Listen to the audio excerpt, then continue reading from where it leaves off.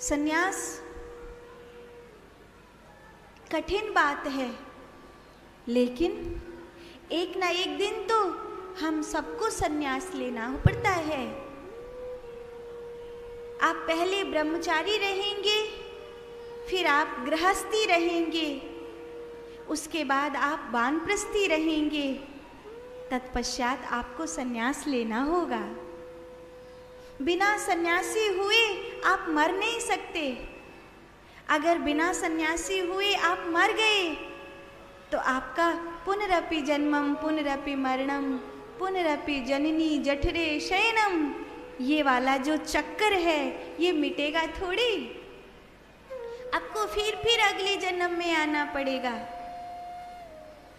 मैंने मेरे पिछले जन्म में बहुत भजन किया था, तपस्या करी थी। छोटी सी उम्र में लोगों के बहुत सारे काम बनाए थे, बड़ी सारी सिद्धि अर्जित कर ली थी, लेकिन परिणाम क्या हुआ?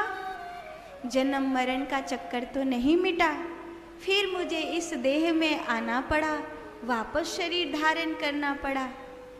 ऐसी होना ही है तो अभी से क्यों ना। लेकिन ये कब हो सकता है? जब हमारे मन में संसार के प्रति जो तृष्णा है वो समाप्त हो जाए। अगर संसार के प्रति जो तृष्णा है वो समाप्त नहीं होती तो ये वाला प्रोसेस पार करना ही चाहिए कि पहले ब्रह्मचारी बनो, फिर गृहस्थी बनो, फिर वानप्रस्थी बनो और उसके बाद सन्यासी बनो। ये 4 आश्रम हैं, ब्रह्मचर्य आश्रम, गृहस्थ आश्रम, वानप्रस्थ आश्रम और सन्यास आश्रम। ये 4 ही आश्रम हैं।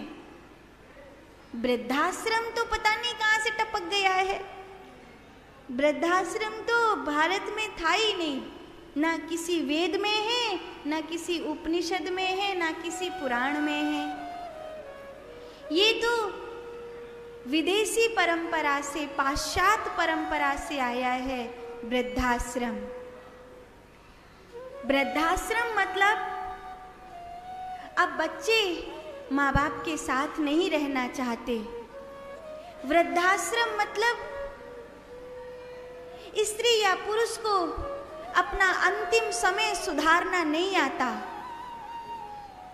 जिस स्त्री या पुरुष को अपना अंतिम समय संन्यास लेना नहीं आता उसे वृद्धाश्रम में जाना पड़ता है, और जिस बच्चे को माता पिता की सेवा नहीं करनी आती उसको वृद्धाश्रम जाना पड़ता है।